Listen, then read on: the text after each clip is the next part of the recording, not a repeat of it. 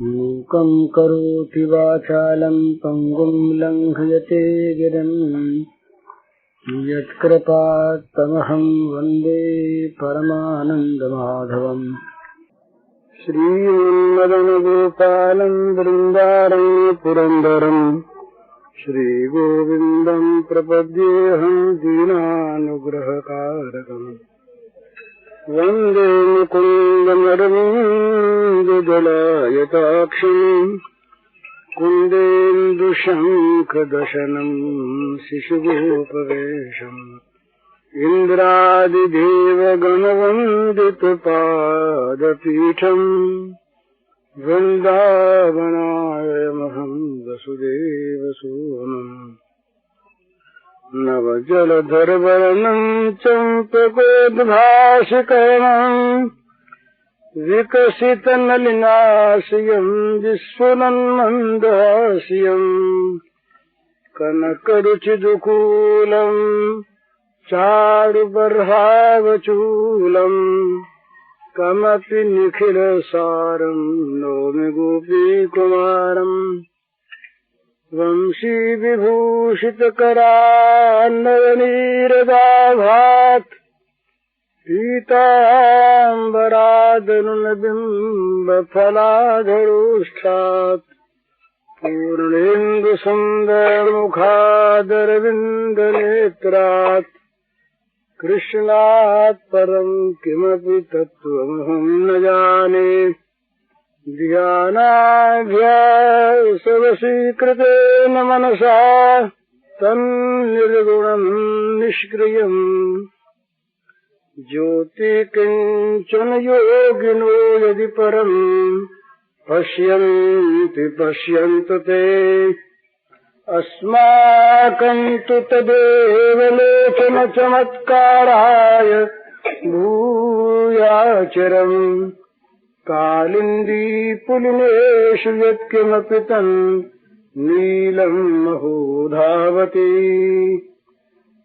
श्रीराममय सब जग जानी करऊं प्रणाम जोरि जुगुबानी। भगवान क्या है, इसका उत्तर भगवान दे सकते हैं।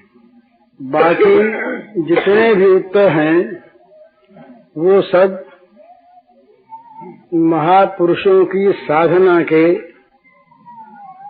अनुभवों के उत्तर हैं। जिसने जैसा देखा, जिस मार्ग से जो गया, उसने अपने मार्ग का वर्णन किया और सभी सत्य है। गंगा हरिद्वार में कोई दक्षिण से आया, कोई पूर्व से आया, कोई पश्चिम से, कोई उत्तर से, तो सबके मार्ग के अनुभव विभिन्न होंगे। मार्ग के दृश्यों के वर्णन भिन्न होंगे। मार्ग में क्या क्या, कहाँ कहाँ पर कौन कौन सी वस्तु दिख पड़ी, ये सब विभिन्न होंगी। खान पान का भी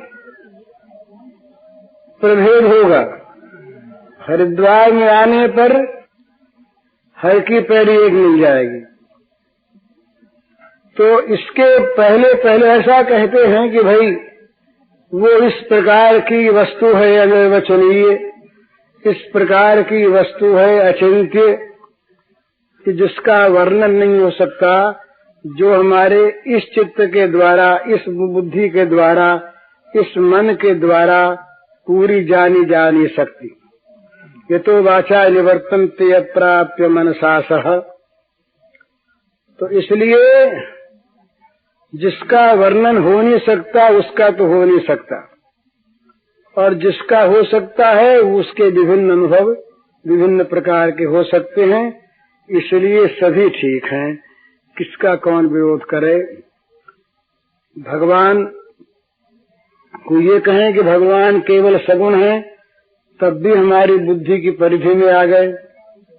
सीमा में अगर हम कहें कि भगवान केवल निर्गुण ही है, तो सगुण कौन है। अगर हम कहें कि दोनों नहीं हैं, तो भाई तीसरे क्या है तुम बताओ। अगर हम कहें कि दोनों से परे हैं, तो ये दोनों कौन है सो बताओ। तो वो दोनों हैं, दोनों से परे हैं, दोनों के भीतर हैं, दोनों के बाहर हैं, जो हैं सो हैं, हम अपने उनको जानते हैं। सच्ची बात अपनी तो यह है, और यही बात मेरी तो साधकों से बार बार ये विनय है कि साधक सिद्धांत के फेर में न पड़े।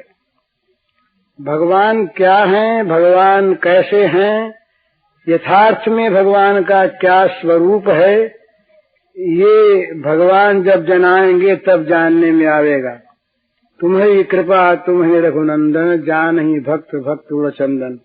भगवान ने कहा ब्रह्मभूत प्रसन्नात्मा न शोचति न कांक्षति, समं सर्वेषु भूतेषु मद्भक्तिं लभते पराम, भक्त्या माम अभिजानाति यावान यश्चास्मि तत्वतः, ततो माम तत्वतो ज्ञात्वा विशते तदनंतरम। जान गया तब तो हो गया प्रविष्ट, बतावे कौन। और जब तक जानने वाला रहा तब तक जाना नहीं। तो इसलिए उस अनिर्वचनीय का तत्व अनिर्वचनीय जानता है, अपने को तो पता नहीं। अपना तो काम यह है साधक का कि उसके भगवान जैसे हैं, बस दूसरे भगवान दूसरों के कैसे हैं इसकी परवाह न करके उसके भगवान जैसे हैं। अस्माकंत तदेव लोचन चमत्काराय भूयाचरम, कालिंदी पुलिनीश्वित किमितन नीलम महोधावती। ये मधुसूदन स्वामी के शब्द हैं भला, जिन्होंने अद्वैत सिद्धि लिखी है। तो गीता के भाष्य के 13वें अध्याय में उनकी टीका में ये मंगलाचरण का श्लोक है। तो वो कहते हैं कि भाई सब ठीक है, जो करें सो करें, जो ज्योति देखें वो ज्योति देखें, जो निर्गुण निराकार का ध्यान करें वो ध्यान करें, सब ठीक। पर हमारे लिए तो बस वो कालिंदी के पवित्र तट पर, कालिंदी कूल पर जो नीला नीला तेज दौड़ता रहता है, फुदकता रहता है, बस बस बस वही। तो और को समझे सो समझे, हमको इतनी समझ भली, ठाकुर नंद किशोर हमारे, ठकुरायन वृषभानु लली। बस इसके परे जो कुछ है वो है। तो प्रत्येक साधक का ये कर्तव्य है कि वो सिद्धांत को लेकर लड़े नहीं। कभी नक्शा सामने रख ले, मैप सामने रख ले, बॉम्बे का, मद्रास का, सिलोन का, वहाँ का, और कौन बोले बम्बे में कालबादाबी रूट कहाँ है देखो। अब लड़ने लगे, ये बम्बई कभी गए ही नहीं, देखा ही, तो पूरा ज्ञान नक्शे से होगा नहीं, अंदाज होगा, संकेत होगा। बम्बई चले जाओ तब पता लग जाएगा कालवा देवी कहाँ है। तो जाना शुरू करो, जाओ, तब पता लगेगा। और नक्शे को लेकर लगे लड़ने तो लड़ाई बढ़ जाएगी, नक्शा बदलेगा नहीं और यहाँ का नक्शा बदल जाएगा। विवाद विवाद हो गया, लड़ाई शुरू, नक्शा बदल जाएगा, यहाँ का अशांत हो जाएंगे हम। इसलिए साधक के लिए ये सब या तो आचार्यों की चीज है या लड़वैयों की चीज है, या विद्वानों का ये विनोद है। विद्वानों का बड़ा विनोद होता है, वो तो बस उनका ये बड़ा रस का विषय होता है। साधकों के लिए ये कर्तव्य, ये काम की चीज नहीं। वो तो उनके जैसे राम, वो राम चाहे कैसे ही हो। एक बार किसी ने तुलसीदास जी से कहा कि भाई तुम जिस राम को भजते हो वो तो 12 कला अवतार है, 12 कला है, तो श्री कृष्ण 16 कला है। तो तुलसीदास जी से उन्होंने कहा 12 कला है, तब तो आपने बहुत बड़ा बता दिया। और 16 कला वाले की बात ही नहीं छेड़ते, ये उसका उत्तर ही नहीं है। बोले 12 कला वाले भगवान अवतार नहीं है, हम तो उनको राजकुमार मान के भजते थे, और 12 कला अवतार तो और अच्छा। अब 16 कला वाले की बात ये नहीं करते, 16 कला वाला हो चाहे 1000 कला वाला हो, उससे मतलब नहीं है। यहाँ तो 12 कला ज्यादा बता दिए। तो इस प्रकार से वो कोई कुछ भी कहे, अपना इष्ट जैसा है, जो कुछ है बस वही सर्वोत्तम, उसको मान कर आदमी उस लक्ष्य को सामने रखकर चलता रहेगा तो भगवान उसको प्राप्त हो जाएंगे। और प्राप्त होने पर पता लगेगा कि वो कैसे हैं। क्या अपने आप भाई जब तक रंग महल में जा करके और श्याम सुंदर की झांकी पूरी नहीं देख लेते तब तक क्या पता लगेगा कि वो कैसे। तुम ऊपर की पोशाक को देखते हो, कभी पोशाक राजा की होती है, कभी उन्हीं की पोशाक और हो जाती है, और पोशाक के साथ साथ उनका रूप बदलता है और उनके काम बदलते हैं।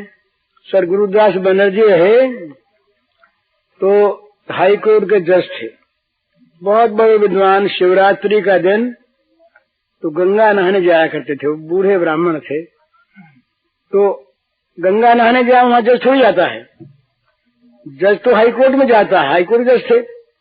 वहाँ तो ब्राह्मण देवता सभक्ति गंगा में अवगाहन करने जाते हैं तो वो लोटा हाथ में लिए और वो पीताम्बरी पहले राम नामी ओढ़े और गुरुदास बनर्जी नहा करके लौट रहे थे। वो त्रिपुंड लगाए तो एक बुढ़िया ब्राह्मण ने देखा कि पंडित जी महाराज गंगा नहा करके आ रहे हैं, शिवरात्रि है तो मंदिर पास ही है तो पंडित जी पूजा करवा दें।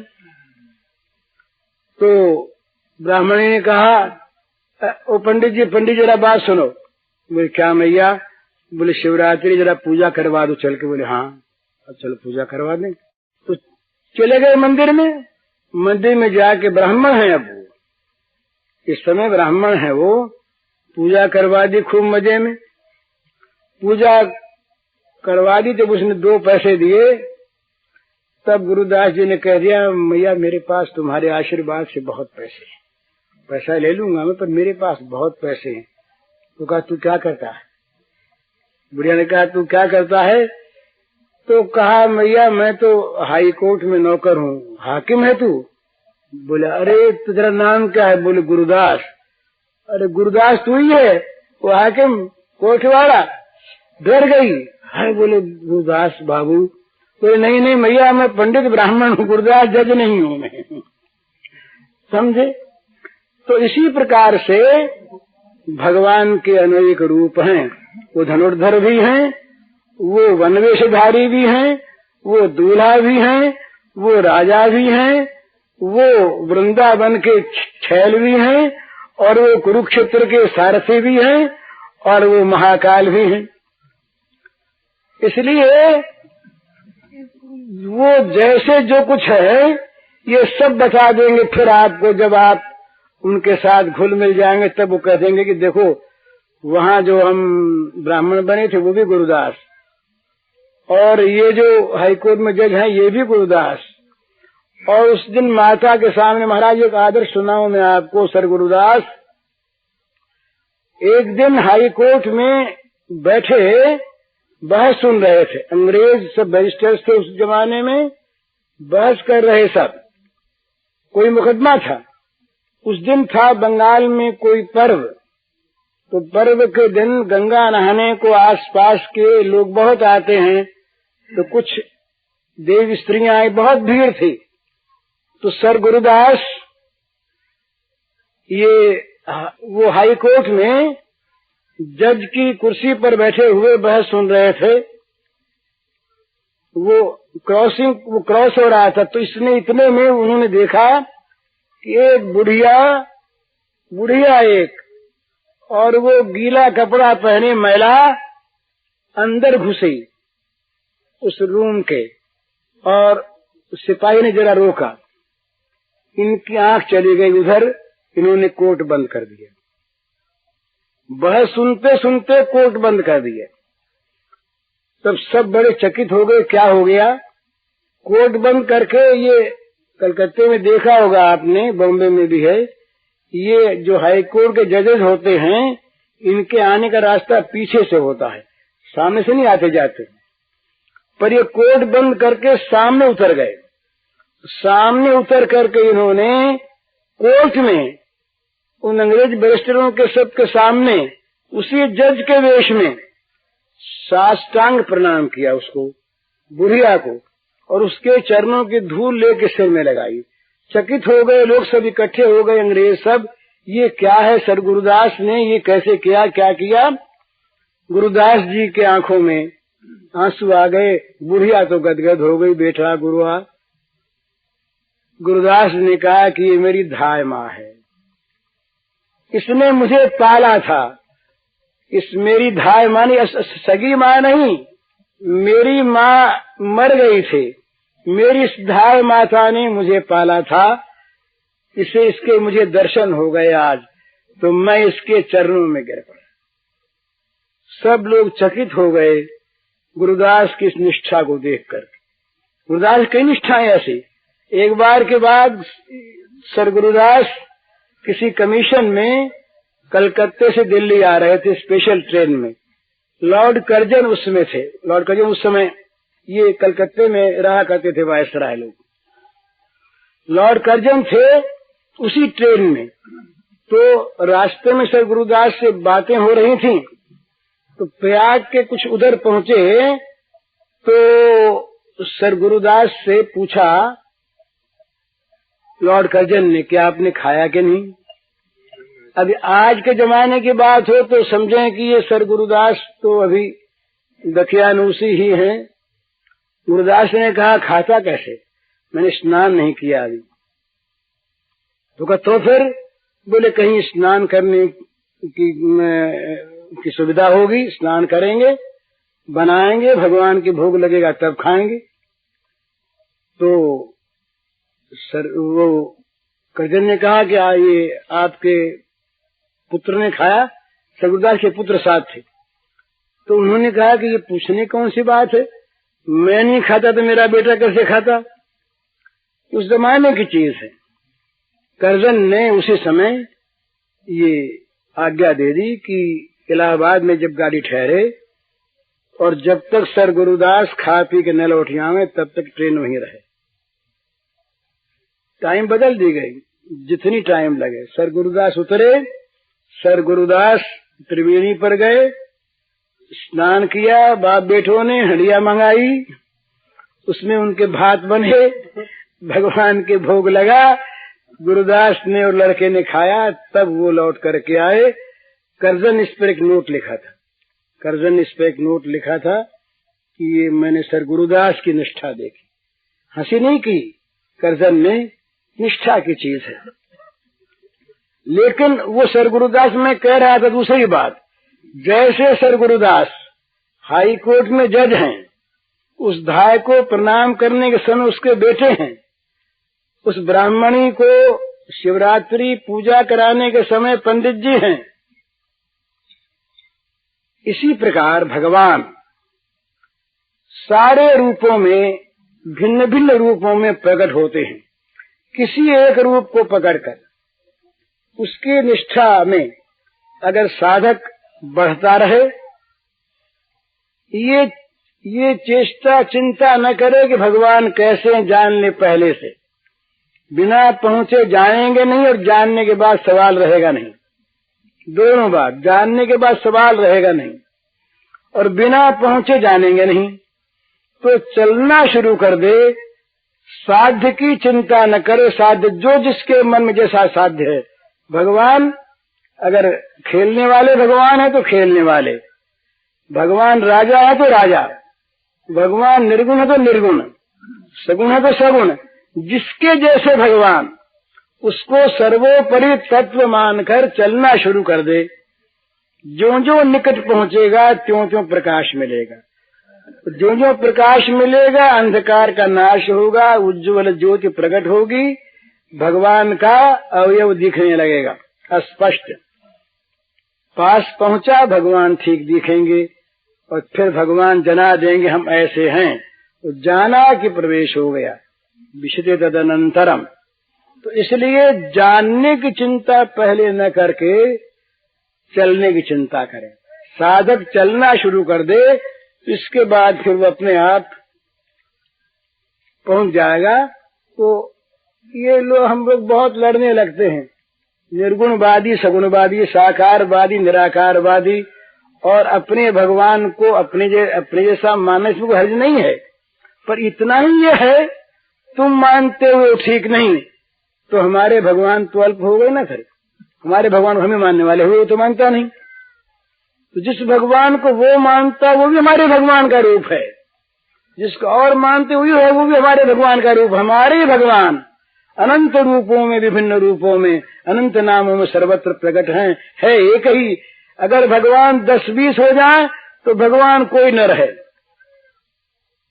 ये मान लें कि राम भी भगवान, कृष्ण भी भगवान, और शिव भी भगवान, देवी भी भगवान, अल्लाह भी भगवान, ये सब भगवान और अलग अलग भगवान, तो सारे के सारे अल्प हो गए ना। तो अल्प में सुखी नहीं है, फिर सच्चिदानंद घन कहां से रहे? नाल पे सुख मस्ती। भगवान अल्प नहीं होते तो सब अल्प हो गए तो कोई भगवान ही रहा। और अगर ये माने कि ये भगवान नहीं है, हमारे वाले भगवान हैं, तब तुम्हारे वाले अल्प हो गए, तुम्हारे वाले को और कोई मानता नहीं। इसलिए क्या माने? सीधी सी बात है, राम का उपासक माने कि बस राम ही भगवान है, एकमात्र राम ही भगवान है।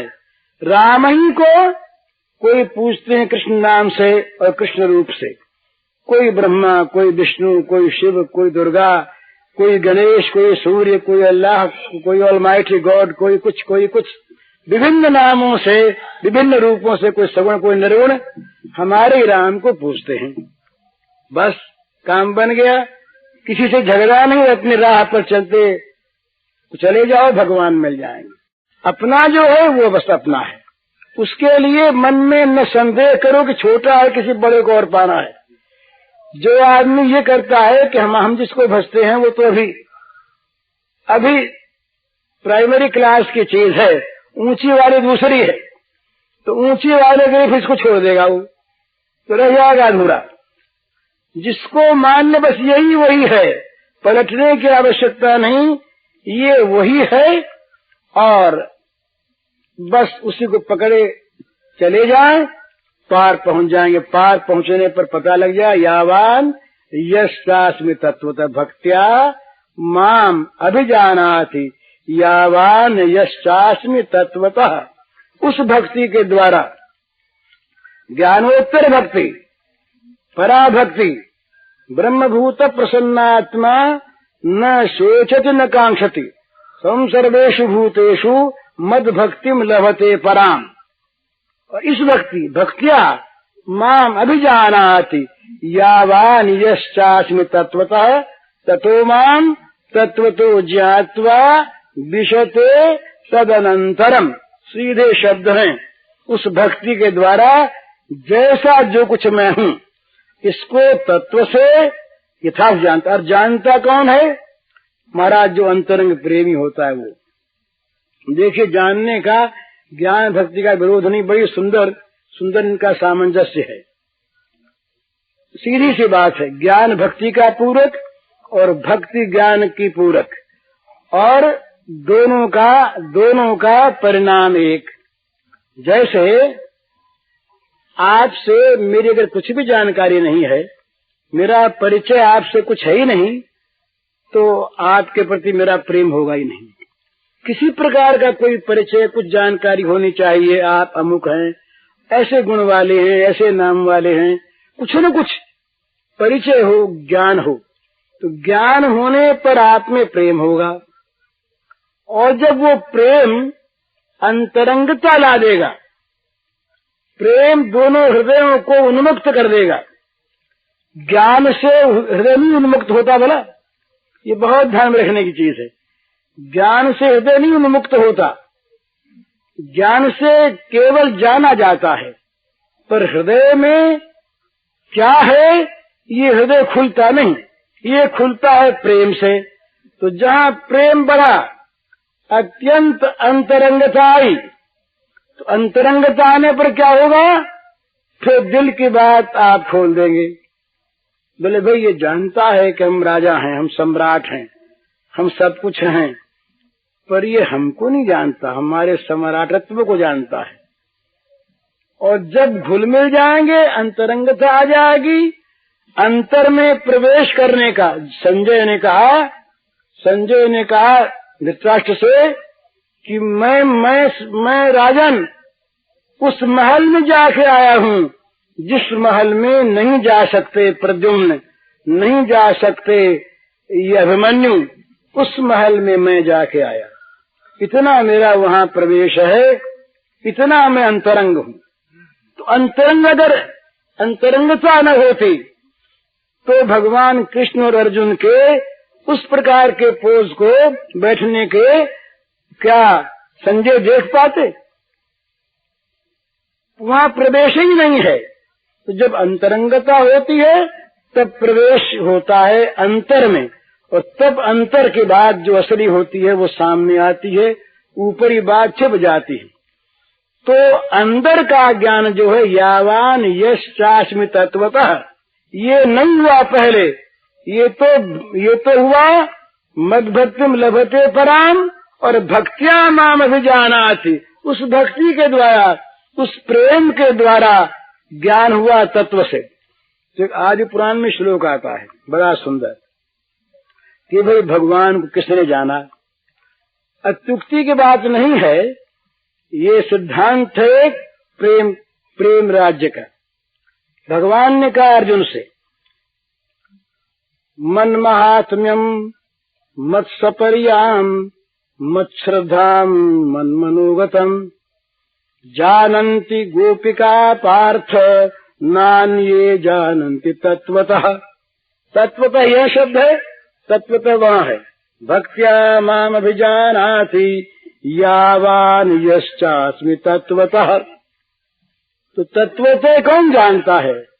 जो अंतरंग है, जिसके सामने भगवान का हृदय उन्मुक्त है। माने बड़ी भारी ऊंचे सिद्धांत की बात और बहुत बड़ी ऊंचे तत्व की बात कही जा सकती है, पर दिल की बात ये सब जगह नहीं कहा जा सकती। ये गीता में देखिए, गीता में भगवान ने बड़ी भारी ज्ञान की बात कह दी, और ज्ञान की बात कह दी है उन्होंने स्वयं कहा कि मैंने तुम्हें ज्ञान की बात कह दी। गुह्या गुह्यतरम मया इति ते ज्ञानमाख्यातम गुह्यात् गुह्यतरम मया विमृशित रसेषेण तथा कुरु। अर्जुन, मैंने जो गुह्य से भी गुह्यतर ज्ञान था वो तुमसे कह दिया, अब तुम अपनी इच्छा हो सो करो। अब इसमें ज्ञान कह दिया पर इच्छा हो सो करो, इस कहने का सिद्धांत, इस कहने का क्या अर्थ होता है? अंतरंगता नहीं। भाई हमने तुमको जो कुछ बताना था बता दिए, तो कैसे करो, दूरी है। अर्जुन कांप गया। अर्जुन ने कहा राम राम, इन्होंने कैसे कह दिया जैसे सो करो। शिष्यस्तेम साधिमाम त्वाम प्रपन्नम, मैं कह चुका था मैं आपको शरण आ गया, आपका शिष्य हूँ, रास्ता बताओ, और आप कहते हैं जैसे सो करो। रो उठा अर्जुन, भगवान द्रवित हो गए। भगवान ने कहा नहीं नहीं नहीं भैया नहीं, सर्वगुह्यतमं भूय शृणु मे परमं वच इष्टोऽसि मे दृढ़मिति ततो वक्ष्यामि ते हितम्। है मन्मना भव मद्भक्तो मदीयाजी माम नमस्कुरु मामे सत्यं ते प्रतिजाने प्रियोऽसि मे सर्वधर्मान् परित्यज्य मामेकं परमं शरणं भज अहं त्वा सर्वपापेभ्यो मोक्षयिष्यामि मा शुच।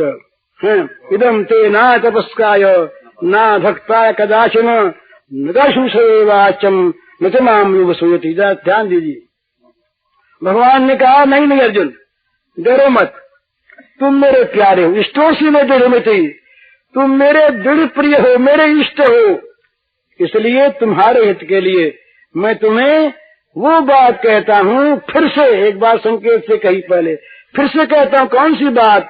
जो सर्वगुह्यतम है और परमम वचः, मेरे जो परम श्रेष्ठ वचन हैं वो तुमसे कहता हूँ। क्या कहा भगवान ने?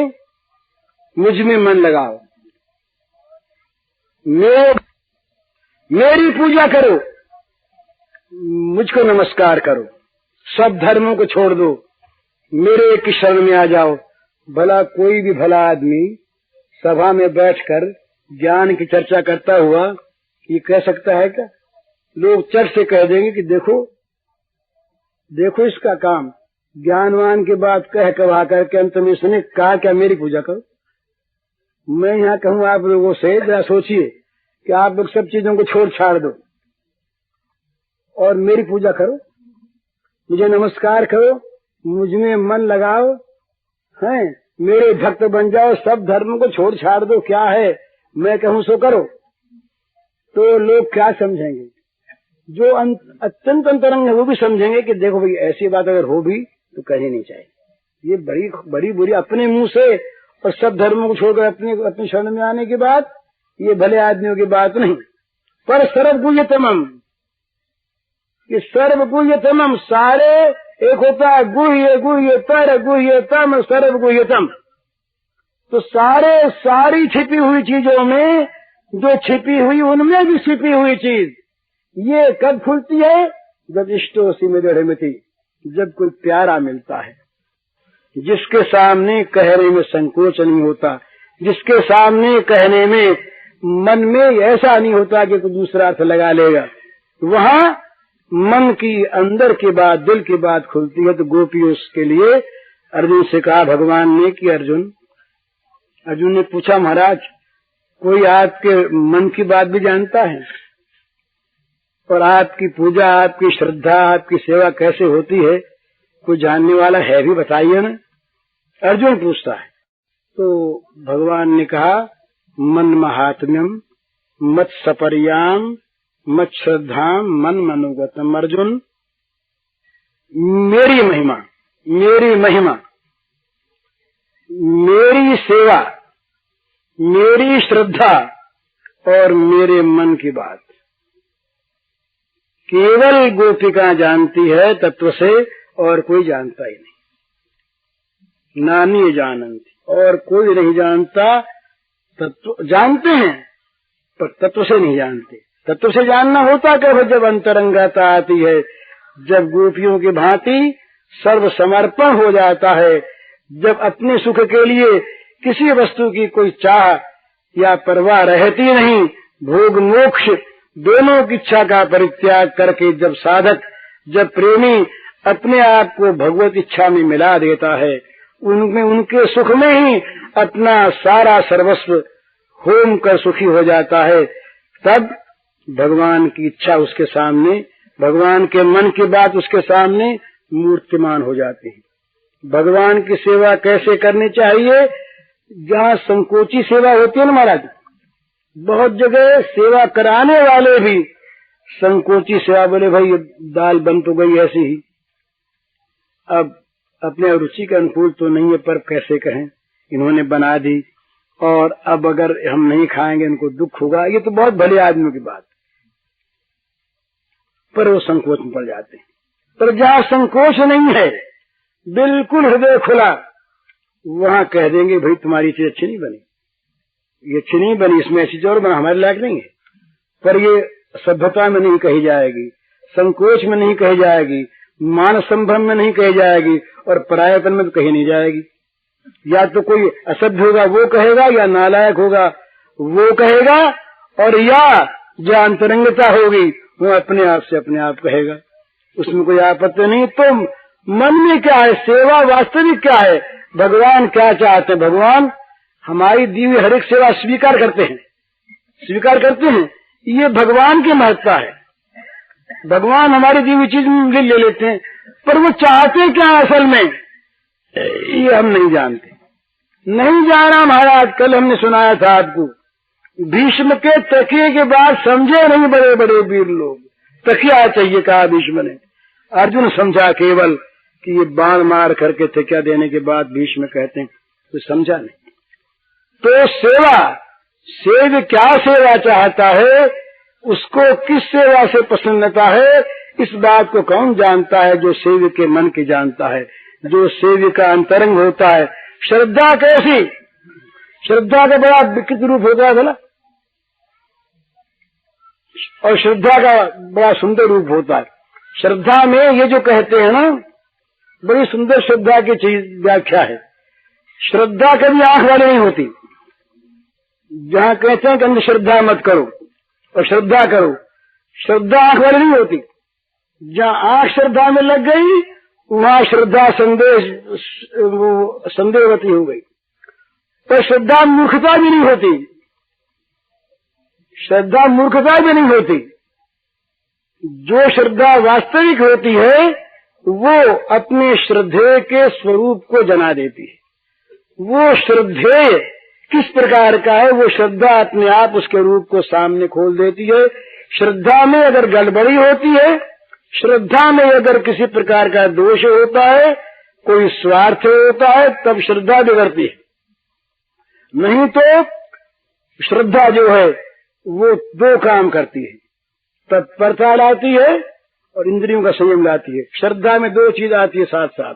श्रद्धावान लभते ज्ञानम तत्परः संयते इंद्रियः ज्ञानम लब्ध्वा पराम शांति मचेनाधिगच्छति। भगवान ने कहा कि श्रद्धावान यदि है तो तत्परता आ जाएगी, और तत्परता अगर आ गई तो और विषयों से इंद्रियों का संहरण अपने आप हो जाएगा, इंद्रियों का संयम हो जाएगा, और जहाँ तीनों चीजें आई वहाँ जानकारी प्राप्त हो जाएगी, ज्ञान मिल जाएगा, और ज्ञान मिलते तुरंत शांति मिल जाएगी।